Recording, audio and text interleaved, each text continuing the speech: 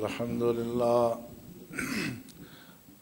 لله وكفى وسلام على عباده الذين اصطفى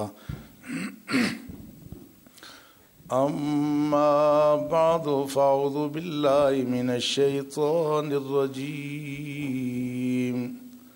بسم الله الرحمن الرحيم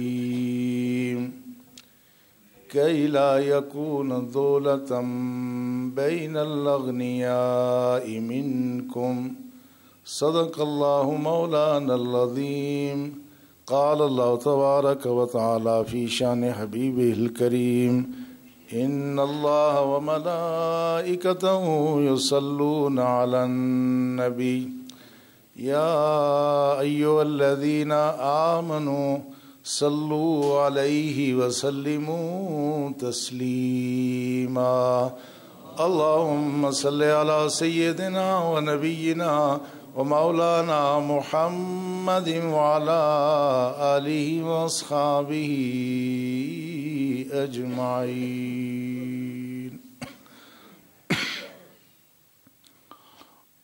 لائق احترام برادران اسلام، گزشتہ جمعۃ المبارک کے موقع پر ہم ایک معاشی نظریے کا ذکر کر رہے تھے جو بڑے طمطراق سے آیا، دنیا پہ چھایا اور پھر ناکام ہو گیا.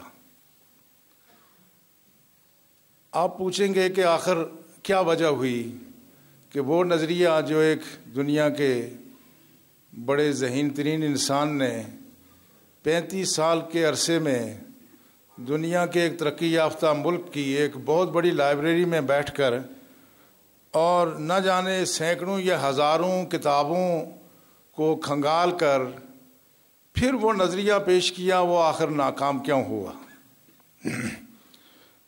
دوسری بات یہ کہ اگر وہ نظریہ ناکام ہوا اور مسلمان اس نظریے کے خلاف ہیں جس کو سوشلزم کہتے ہیں، تو پھر کیا مسلمان سرمایہ دارانہ نظام کے حامی ہیں؟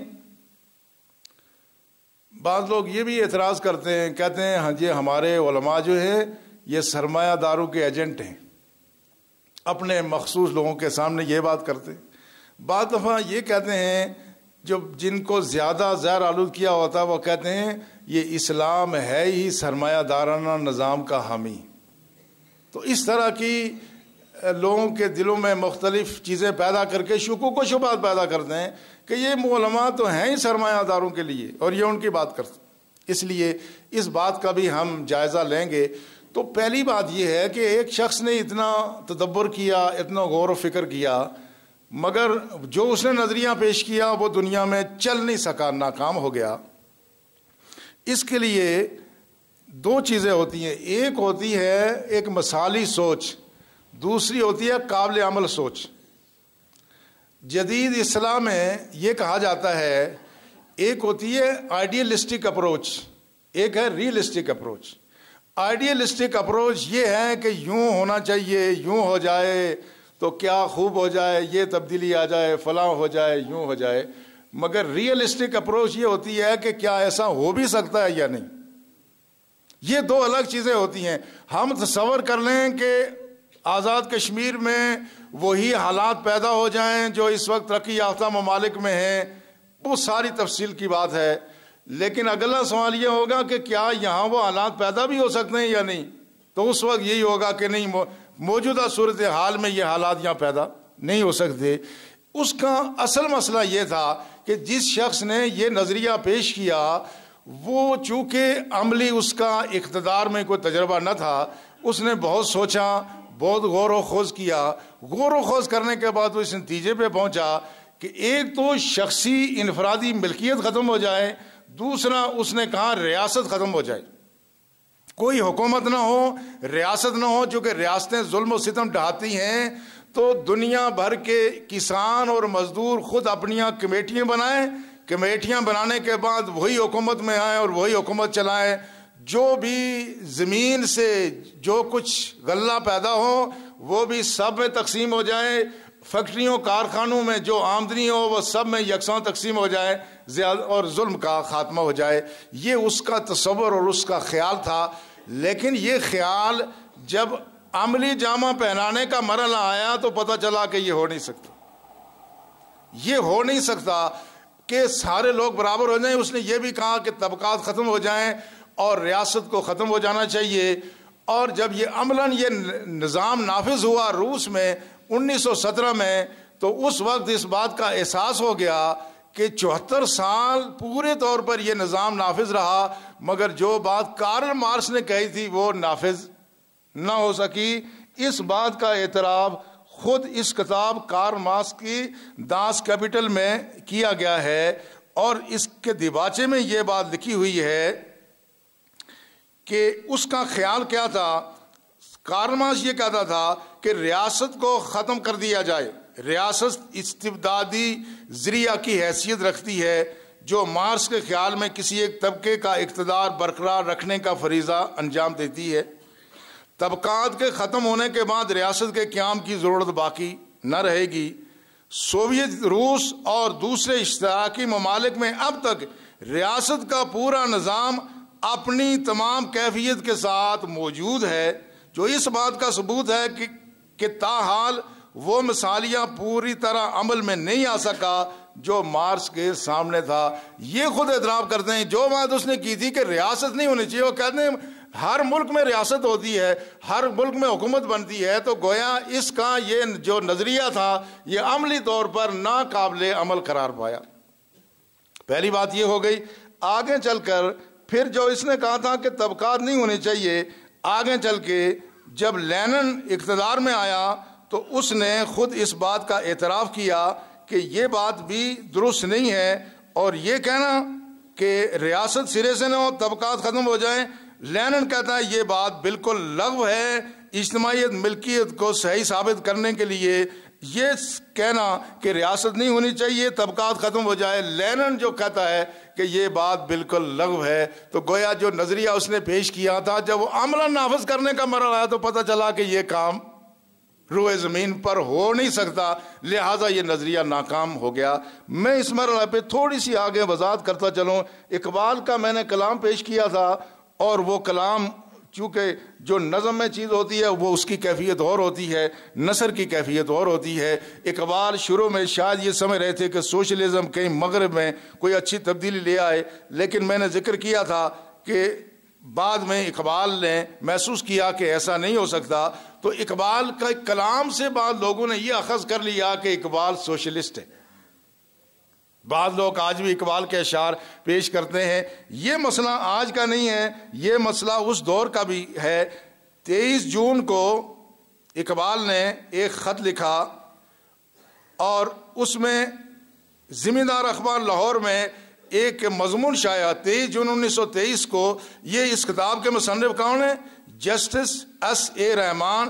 یہ پاکستان کے ریٹائرڈ چیف جسٹس ہیں, چیف جسٹس آف پاکستان ہے. یہ کسی مولوی کی لکھی ہوئی کتاب نہیں ہے. یہاں بعض دفعہ لوگ یہ بھی غلط فہمی پیدا کرتے ہیں, یہ پتہ نہیں کہاں کی کس کی کتاب لکھی ہے. یہ بات نہیں ہے, ساری چیزیں حقائق ہیں. 23 جون کو شمس الدین حسن نے روزنامہ زمیندار لاہور میں ایک مضمون شائع کیا, اور اس میں خضر راہ اور پیام مشرق اقبال کی جو یہ مشہور کتابیں اور نظم ہے, اس میں اشعار کا حوالہ دے کے یہ ثابت کی کہ اقبال بھی کمیونزم کا دائی ہے.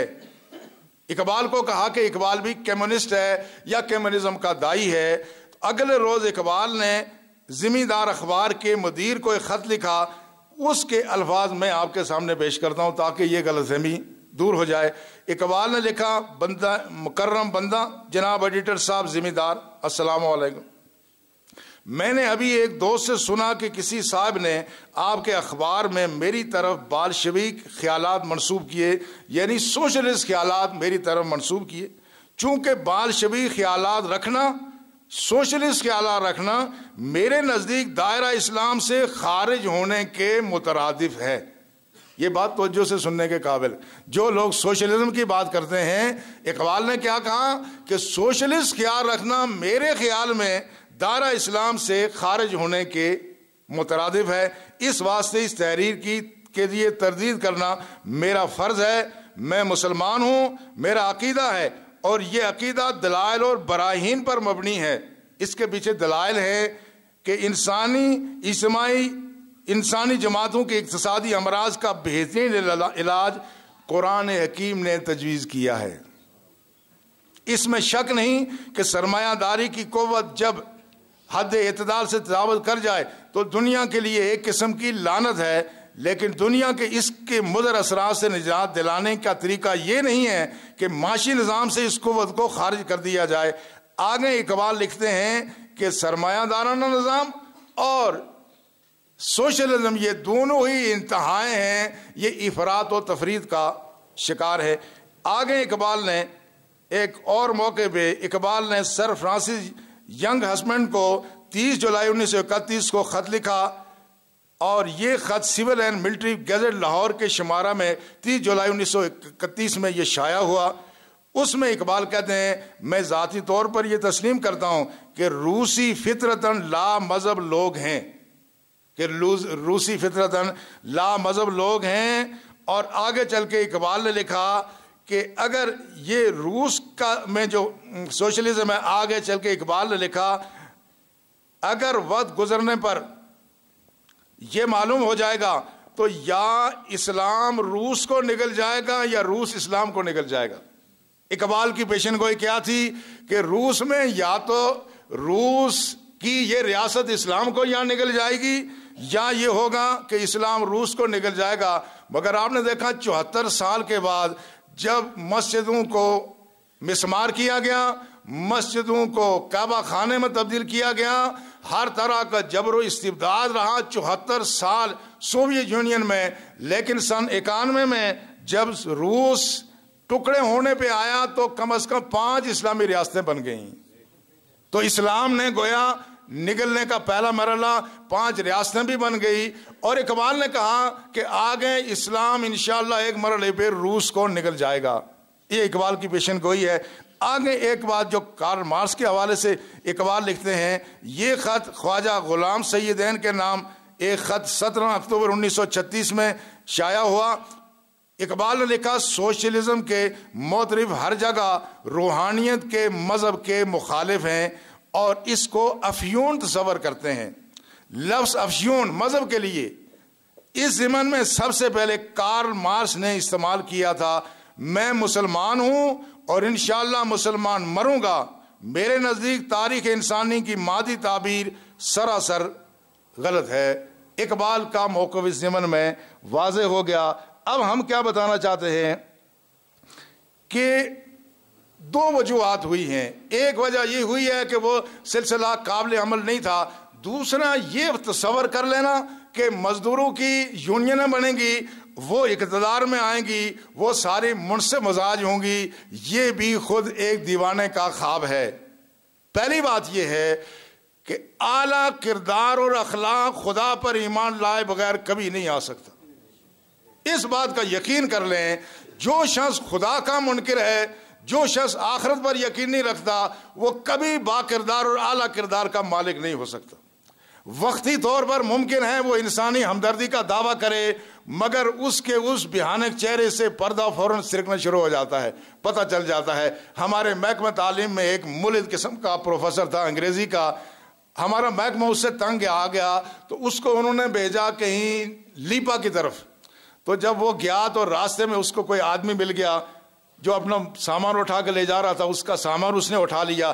تھوڑی دیر چلنے کے بعد سامان رکھا تو اس کو کہنے لگا کہ دیکھو یہ خدا تمہارے ساتھ ظلم نہیں کر رہا ہے کہ دیکھو تم اپنا سامان اٹھا کے لے جا رہے ہو، لوگ گاڑیوں میں سامان لے جاتے ہیں.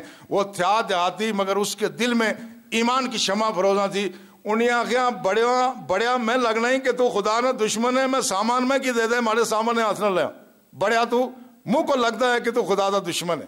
اب دیکھو تھوڑی دیر کے لیے سامان تو اٹھایا مگر آخر میں اپنی خواص اور گند فوراً ظاہر کرنا شروع کر دی. سچی بات یہ ہے کہ دنیا میں ہمدردی، دنیا میں غمگساری، انسانیت کے لیے تڑپ، انسانیت کے لیے ایثار، یہ صرف خدا وحدہ و لا شریک اور رسول اللہ پر ایمان کی خیرات ہے، ورنہ باکردار انسان دنیا میں پیدا نہیں ہوتے.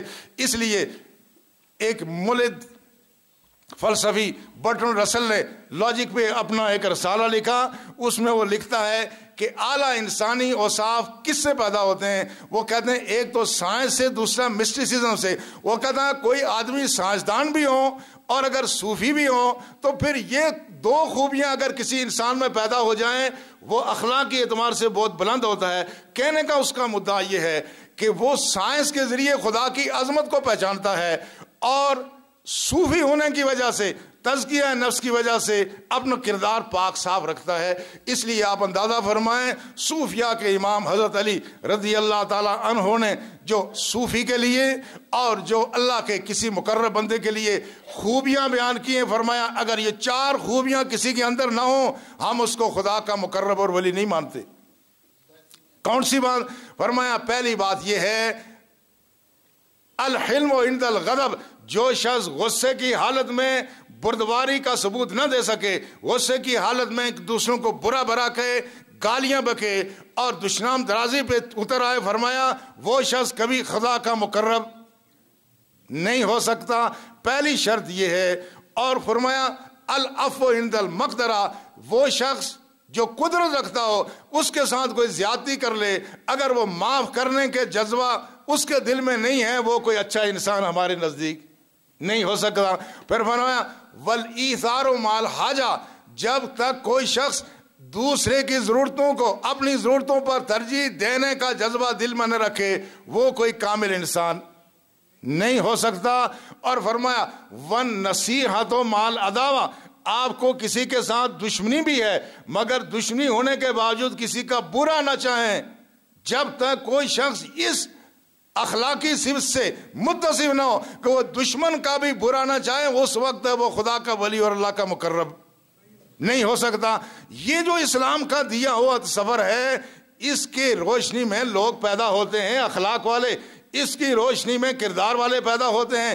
ورنہ اگر کوئی شخص خدا پر یقین نہ رکھے تو اس سے یہ توقع رکھنا، یہ جو بات کہی گئی تھی کہ مزدوروں کی یونینیں بنیں گی تو وہ اقتدار میں آئیں گی، وہ انصاف کریں گی، جہاں چند درجن یا چند سو یا چند ہزار افراد کسی کارخانے کے مالک کے اس کے نیچے کام کر رہے ہیں، اگر کارخانے کا مالک وہ ظلم کر سکتا ہے تو جو کروڑوں کا جن کا نصیب اور جن کا مقدر جن کے ہاتھوں میں ہے یہ فرشتے ہیں، یہ ظلم نہیں کریں گے۔ وہی ہوا کہ پہلے تو اس میں سرمایہ دارہ نظام میں تو یہ ہے کہ آدمی ہڑتال بھی کر سکتا ہے، مزدور کچھ نہ کچھ کر سکتا ہے، لیکن اس نظام میں جو ہڑتال کرے گا وہ سیدھا اگلے جہان میں پہنچ جائے گا۔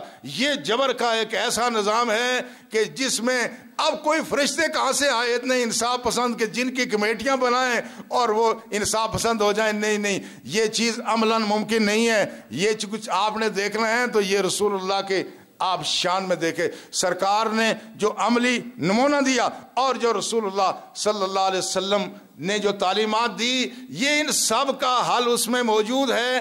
ایک میں جبر ہے، دوسرے میں بے لگام چھوٹ ہے، اسلام درمیان کی راہ ہے۔ اور اس میں وہ آیات جو سورہ انفال میں ہیں، وَاعْلَمُوا أَنَّمَا غَنِمْتُم مِّن شَيْءٍ فَأَنَّ لِلَّهِ خُمُسَهُ وَلِلرَّسُولِ وَلِذِي الْقُرْبَى وَالْيَتَامَى وَالْمَسَاكِينِ، فرمایا یاد رکھو جو تم مال غنیمت لو اس میں اللہ کا حصہ ہے، اللہ کے رسول کا خمس ہے، اور اس کے بعد 5واں حصہ اللہ اور اللہ کے رسول، یتیموں، مسکینوں اور ناداروں اور مسافروں کا ہے۔ یہ آیت ابتدائی آیت ہے، ابھی اس زمانے میں دولت کی ریل پھیل نہیں تھی، ابتدائی اب یہ جو ریاست بنی قرآن نے پالیسی دی کہ آئندہ ہوگا کیا، مسلمان جب جہاد میں مشرکین کو شکست دے کر ان کا مال لے لے تو اس کا ہوگا کیا۔ اس زمانے میں چونکہ مسلمان سپاہیوں کی کوئی تنخواہ نہ تھی تو مال غنیمت میں 4 حصے سپاہیوں میں تقسیم ہوتے تھے۔ وہ سپاہی کوئی ایک ذات، ایک خاص کلاس تو نہیں ہے، وہ سپاہی کون ہے؟ اس زمانے میں ہر مسلمان بالغ جو صحت مند ہوتا تھا اللہ ماشاءاللہ وہ سارے محاذ جنگ پر جاتے تھے تو گویا 4 حصے تو ان میں تقسیم ہو جائیں گے جو محاذ جنگ پہ جا کے جہاد کریں گے، جو 5واں حصہ ہوگا وہ اللہ اور اللہ کے رسول کے لیے، یتیموں، مسکینوں، غریبوں کے لیے ہوگا۔ وہ جہاد تو نہیں کر سکتے مگر 5واں حصہ ان کو بھی اس میں سے ملے گا۔ یہ ابتدائی ایک پالیسی اور ایک فارمولا تھا، مگر اس میں بھی اس بات کا خیال رہے کہ صرف وہ چیزیں کہ جو اموال منقولہ جو مجاہدین نے حالت جنگ میں، میدان جنگ میں دشمن کو زیر کر کے وہ لیے ہیں وہی مجاہدین کو تقسیم کیے جائیں گے، ورنہ اس کے علاوہ جو غیر منقولہ جائیداد ہیں وہ کبھی تقسیم مجاہدین میں نہیں ہوں گی۔ غیر منقولہ سے مراد کیا ہے؟ زمینیں ہیں، نہریں ہیں، اس طرح کی جو چیزیں غیر منقولہ وہ تقسیم نہیں ہوں گی بلکہ وہ ریاست کے پاس آئیں گی، بیت المال کے ذریعے سے لوگوں میں تقسیم ہوں گی۔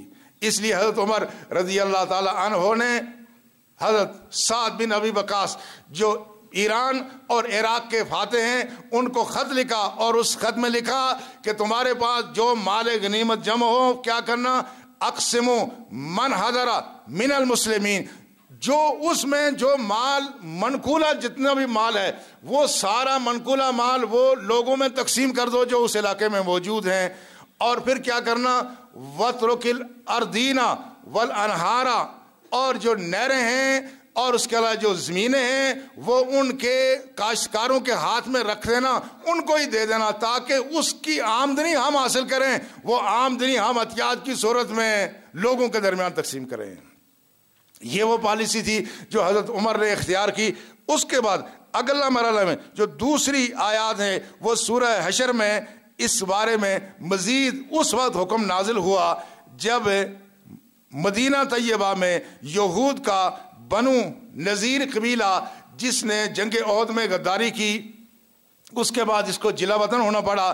جب یہ جلا وطن ہوئے تو ان کو اختیار دیا گیا کہ تم اپنے اسلحہ اور اونٹ پر جتنا سامان لاد کر کے لے جا سکتے ہو لے جاؤ، باقی سامان اب مسلمانوں کے ہاتھ کے کافی تعداد میں سامان آیا۔ اس میں اللہ نے ایک بنیادی پالیسی دے دی، ایک بنیادی ضابطہ دے دیا، اور اس میں وہ ضابطہ کیا تھا؟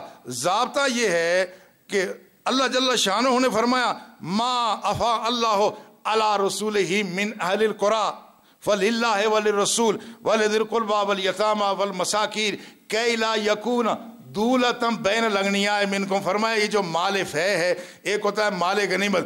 مال غنیمت کون سا ہے؟ مال غنیمت وہ ہے جو جہاد کے ذریعے مسلمان لیتے ہیں، میدان جنگ میں چھین کر کے لیتے ہیں، وہ اسلحہ ہو یا اور اموال ہو۔ مال فے وہ ہے جو مسلمانوں کے رعب اور دبدبے سے ڈر کر کے غیر مسلم اپنا مال دینے پر آمادہ ہو جاتے ہیں یا مال چھوڑ کر کے بھاگ جاتے ہیں، وہ مال فے ہے۔ فرمایا یہ جو مال فے ہے اس کا کیا ہوگا؟ یہ جو مال فے ہے یہ سارا کس کا ہوگا؟ یہ اللہ کے لیے ہے۔ اب اللہ مال کو کیا کرے گا؟ اس لیے مفسرین نے لکھا یہ اللہ کا جو یہاں ذکر ہے یہ میں رسول اللہ کی شان بیان کرنے کے لیے ہے کہ اللہ کے رسول جو مال رہے ہیں یہ مال لے رہے ہیں، یہ خدا کے نمائندے کی حیثیت لے رہے ہیں۔ گویا رسول کا مال لینا یہ خدا کا ہی مال لینا ہے۔ یہ مال کس کا ہوگا؟ یہ مال ہوگا اللہ اور اللہ کے رسول کا، مگر عملاً ملے گا کس کو؟ رسول کے قریبی لوگوں کو ملے گا، یتیموں کو ملے گا، مسکینوں کو ملے گا، اور مسافروں کو ملے گا۔ کیوں؟ وہ مسافر جن کا دوران سفر مال زادرہ ختم ہو جائے۔ کیوں؟ یہ بنیادی پالیسی ہے کہ لا یکون دولتم بین الاغنیاء منکم، تاکہ یہ دولت غنیوں لوگوں کے، امیروں کے ہاتھ میں مرتکز ہو کے نہ رہ جائے۔ جس کے لیے کارل مارکس بیچارہ 35 سال برٹش میوزیم کی لائبریری میں سر کھپاتا رہا اور جس میں اس نے بہت کچھ کیا، آگے یہ اتنا کروڑوں ذمہ داروں کو روس میں پھانسی دی گئی۔ وہ مقصد کیا تھا؟ مقصد یہ تھا کہ سرکولیشن آف ویلتھ ہو، دولت گردش کرے۔ کاش کہ کارل مارکس کو پتہ چل جاتا کہ قرآن کا اس معاملے میں کیا اصول اور ضابطہ ہے۔ قرآن کی بنیادی پالیسی یہ ہے کہ لا یکون دولتم بین الاغنیاء منکم، اسلام کا معاشی نظام وہی اسلامی ہوگا جس میں دولت امیروں کے ہاتھ میں نہ مرتکز ہو جائے بلکہ معاشرے میں گردش کرے، دولت غریب تک بھی پہنچے۔ اب یہ جو آیات نازل ہوئیں جب مال غنیمت یہ چھوڑ کر کے مال غنیمت یہ چھوڑ کے مال فہ چلے گئے، رسول اللہ صلی اللہ علیہ وسلم نے حضرت ثابت بن قیس کو بلایا، ثابت بن قیس کو بلایا۔ دیکھو ابھی اسلام کو مدینہ طیبہ میں پہنچے ہوئے چند سال ہو گئے ہیں، باقاعدہ رسول اللہ کو تشریف لائے ہوئے ابھی چوتھا سال ہے، مگر تبدیلی دیکھو کہ تبدیلی کیسے آ گئی، دل کیسے تبدیل ہو گئے۔ یہ سوشلزم اپنی پوری انسانی تاریخ میں کسی ایک صحابی جیسا ایثار نہیں دکھا سکتا۔ اللہ کے رسول نے ابھی صرف 4 سال ہوئے رسول اللہ کو مدینہ طیبہ میں آئے ہوئے، آپ نے حضرت ثابت بن قیس بن شماس کو کہا کہ تم جاؤ اپنے لوگوں کو بلاؤ۔ اس نے کہا یا رسول اللہ میں صرف بنی خزرج کو بلاؤں، اپنے قبیلے کو بلاؤں؟ فرمایا نہیں، اپنے قبیلے کو نہیں، سب انصار کو بلاؤ، میں ان سے بات کرنا چاہتا ہوں۔ جب انصار جمع ہو گئے تو رسول اللہ صلی اللہ علیہ وسلم نے انصار کی ان خدمات کا ذکر بھی کیا، اور پھر کہا کہ یہ دیکھو یہ جو مالف ہے جو یہودی چھوڑ کر کے چلے گئے، اب تمہارا کیا خیال ہے؟ کیا میں یہ تم سب میں تقسیم کر دوں، مہاجرین میں اور انصار میں تقسیم کر دوں، یا تمہاری کیا رائے ہے کہ تم نے مہاجرین کو جو اپنی زمینیں دے رکھی ہیں، اپنے مکان دے رکھے ہیں، وہ ان سے واپس لے کر کے تمہیں دے دوں اور یہ مال ان میں تقسیم کر دوں؟ یہ اب دیکھنا ایثار کا مرحلہ، یہ آدمی مدینہ طیبہ کے اس مدرسے میں تیار ہوتے ہیں، یہ سوشلسٹ معاشرے میں انسان نہیں تیار ہوتے، اعلیٰ کردار کے انسان نہیں پیدا ہو سکتے، خدا کا منکر کوئی شخص اعلیٰ کردار کا حامل کبھی ہو نہیں سکتا۔ اب دیکھنا کہ یہ منظر کیسا ہے۔ جب وہ آئے اس میں 2 سردار کھڑے ہو گئے، سعد بن زرارہ اور سعد بن معاذ، یہ انصار کے 2 قائد ہیں، دونوں کھڑے ہو گئے۔ انہوں نے کہا یا رسول اللہ صلی اللہ علیہ وسلم بل تقسمہم بین المہاجرین وہم یکونون فی دورنا، کہا یا رسول اللہ مہاجرین ہمارے گھروں پر ہی رہیں گے مگر یہ سارا مال ہم میں نہیں مہاجرین میں تقسیم کر دیں۔ یہ ہے ایثار۔ پوری سوشلسٹ اس ہسٹری میں کسی کو بتاؤ کسی نے یہ ایثار کیا ہو؟ نہیں ایثار ہو سکتا۔ یہ تو وہی ایثار کر سکتا ہے جس کو آخرت کی نعمتوں پر یقین ہو، جس کو آخرت میں کسی اجر و ثواب کا یقین ہو۔ انہوں نے کہا ہم یہ کہتے ہیں، جب یہ 2 آوازیں بلند ہوئیں ان کے سرداروں کی تو سارے انصار کھڑے ہو گئے۔ انہوں نے کہا سلمنا و ردینا، انہوں نے کہا یا رسول اللہ ان کی بات ہم نے تسلیم کر لی اور ہم اس پر راضی ہیں کہ مہاجرین کو جو ہم نے پیش کیا وہ ہم واپس نہیں لیں گے، وہ رہیں گے ہمارے گھروں میں، مگر یہ جتنا مال ہے یہ ہم نہیں لیں گے، یہ سارے مہاجرین لیں گے۔ اللہ کے رسول نے ہاتھ اٹھائے، اللہم ارحم انصار، یا اللہ انصار پر رحم کی بدلیاں نازل فرما، رحم کی بارشیں نازل فرما۔ اللہ کے رسول نے انصار پر پھر انصار کے لیے وہ دعا دی جو دعا قیامت تک ان کی نسلوں کے لیے وہ انشاءاللہ خوشحالی کا پیغام ہی لا رکھے گی۔ اب آپ اندازہ فرمائیں یہ ایثار تھا، اور اس میں پھر آگے قرآن حکیم نے تھوڑی تفصیلی بات کی۔ میں ان آیات کی تھوڑی تفسیر بھی آپ حضرات کے گوش گزار کرنا چاہتا ہوں کہ اس میں آگے بتانے کا مقصود کیا ہے۔ پھر فرمایا وما آتاکم الرسول فخذوہ، یاد رکھو جس بات کا اللہ کا رسول حکم دے دے وہ لے لیا کرو، وما نہاکم عنہ فانتہوا، جس سے اللہ کا رسول منع کرے اس سے باز رہا کرو، واتقوا اللہ، اللہ سے ڈرو، ان اللہ شدید العقاب، اللہ کا عذاب بہت سخت ہے، اللہ کی گرفت بہت سخت ہے۔ پھر اللہ جل شانہ نے آگے مہاجرین کا ذکر کیا، فرمایا یہ مال کس کے لیے ہے؟ للفقراء المہاجرین الذین اخرجوا من دیارہم واموالہم، یہ مال ان مہاجرین کے لیے ہے کہ جن کو اپنے گھروں سے اور اپنے مالوں سے، اپنے ہر قسم کی مال و اسباب سے محروم کر کے مشرکین نے نکال دیا تھا، یہ ان کا ہے۔ اور پھر فرمایا یہ کون ہے؟ یبتغون فضلا من اللہ و رضوانا، یہ وہ لوگ ہیں جو اللہ کے فضل اور اللہ کی خوشنودی کے ہمیشہ متلاشی رہتے ہیں۔ وَيَنْصُرُونَ اللَّهَ وَرَسُولَهُ، یہ ہم وقت خدا اور رسول کی مدد میں لگے رہتے ہیں۔ اب اس میں یہ بات بھی مد نظر رکھیں کہ کسی بندے کا خدا کی مدد کرنے کا مطلب یہ نہیں ہے کہ اس میں خدائی صفات آ گئی ہیں۔ بعض دفعہ لوگ چھوٹی چھوٹی چیزوں میں الجھ جاتے ہیں کہ دیکھو اب یہ کہتے تم نے فلاں کی مدد تو اللہ ہی کرتا ہے۔ اللہ کی ذات کیا فرماتی ہے؟ اللہ کی ذات ینصرون اللہ ورسولہ، یہ صحابہ بھی یہ مہاجرین بھی خدا کی بھی مدد کرتے ہیں، خدا کے رسول کی مدد، مگر ان کا مدد کرنا اپنی حیثیت کے مطابق ہے، رب مدد کرتا ہے اپنی شان کے مطابق کرتا ہے۔ لہٰذا وہ اس میں کسی قسم کا کوئی تضاد، کوئی فکری الجھن نہیں ہونی چاہیے۔ فرمایا اولئک هم الصادقون، یہی لوگ سچے ہیں۔ پھر آگے مہاجرین کی تعریف ہوئی، فرمایا والذین تبوؤا الدار والایمان، وہ لوگ جنہوں نے اس دار ہجرت کو اپنا مسکن بنایا ہوا تھا اور ایمان کو بنایا ہوا تھا۔ ایمان اور اس میں عربی زبان کے لحاظ سے دونوں ایک ساتھ آ گئے۔ جنہوں نے مسکن بنایا ہوا تھا کس کو؟ مدینہ طیبہ کو، اور ساتھ ایمان کا لفظ بھی آ گیا ہے۔ ابن منظور یہ ایک بہت بڑے لغت کے ماہر ہیں، انہوں نے کہا کہ ایمان کو مسکن بنانے کا مطلب یہ ہے کہ ان کا اوڑھنا بچھونا اب ایمان ہی ہے۔ مگر ان کو عرصہ کتنا ہو گیا؟ کسی کو سال ہو گیا ایمان لائے ہوئے، کسی کو 2 سال، کسی کو 4 اور 6 سال ہو گئے۔ انقلاب دیکھنا ہے تو مدینہ کی ریاست میں دیکھو۔ فرمایا یہ ایمان ان کا اوڑھنا اور بچھونا ہے۔ ان میں ایثار کتنا ہے؟ یحبون من ہاجر الیہم، ان کی طرف جو ہجرت کر کے آتے ہیں یہ ان کو دل سے چاہتے ہیں۔ ولا یجدون فی صدورہم حاجۃ مما اوتوا، اور یا رسول اللہ جو آپ نے مہاجرین کو عنایت فرمایا تو لا یجدون فی صدورہم حاجہ، حاجہ کے معنی ضرورت کے بھی ہیں، حاجہ عربی زبان میں کانٹے کو بھی کہتے ہیں، جو خلش ہوتی ہے اس کو بھی کہتے ہیں۔ فرمایا ان کے دلوں میں مال آپ نے دیا مہاجرین کو، لیکن ان کے دلوں میں معمولی سی خلش بھی پیدا نہیں ہوئی ہے۔ یہ ابھی مسلمان ہوئے، ان کو مسلمان کو نسلیں نہیں گزر گئی ہیں، یہ تو ابھی کسی کو مہینے ہوئے کسی کو سال ہوئے، لیکن فرمایا ان کے ضمیر اتنے صاف ہیں کہ مال دے کر بھی ان کے دل چمک رہے ہیں، اس بات پر خوش ہیں۔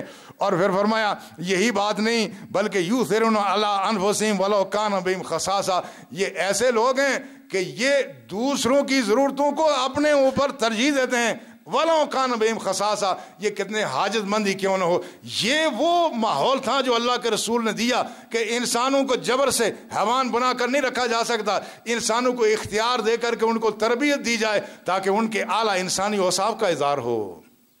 اعلیٰ انسانی اوصاف کا اظہار مقصود تھا۔ یہی تو وہ اظہار ہی تھا کہ جنگ یرموک کے موقع پر جس شخص کا والد باپ وہ ابو جہل کا لایا، ابو جہل کا بیٹا اکرمہ، جنگ یرموک میں جب مسلمان وہاں زخمی میدان میں پڑے ہوئے تھے تو وہاں سے آواز آئی الچ الچ، پیاس ستا رہی ہے، پیاس ستا رہی ہے۔ یہ جان کنی کا ان کا عالم ہے۔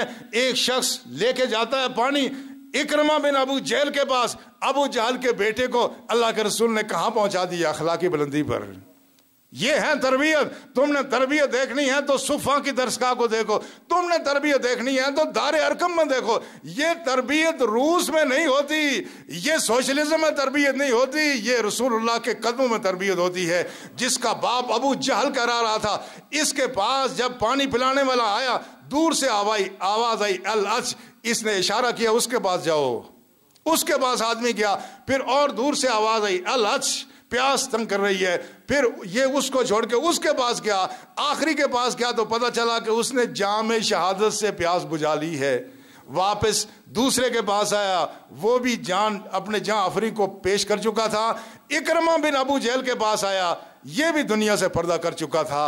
یہ ہے وہ ایثار کہ جان کنی کے عالم میں جب آدمی کو پیاس ستاتی ہو، تنگ کرتی ہو، اس مرحلے پر بھی آدمی مرتے ہوئے بھی دوسروں کے لیے تڑپتا ہے، دوسروں کی طرف اشارہ کرتا ہے کہ میں پانی نہیں پیوں گا، میرا بھائی پانی پیے گا۔ کسی نے ایثار دیکھنا ہے، افراد دیکھنے، رسول اللہ صلی اللہ علیہ وسلم کی اس درسگاہ میں دیکھے۔ اللہ ہمیں اس کی توفیق عطا فرمائے، دین کی عظمت کو سمجھنے کی۔ وما علینا الا البلاغ، سنت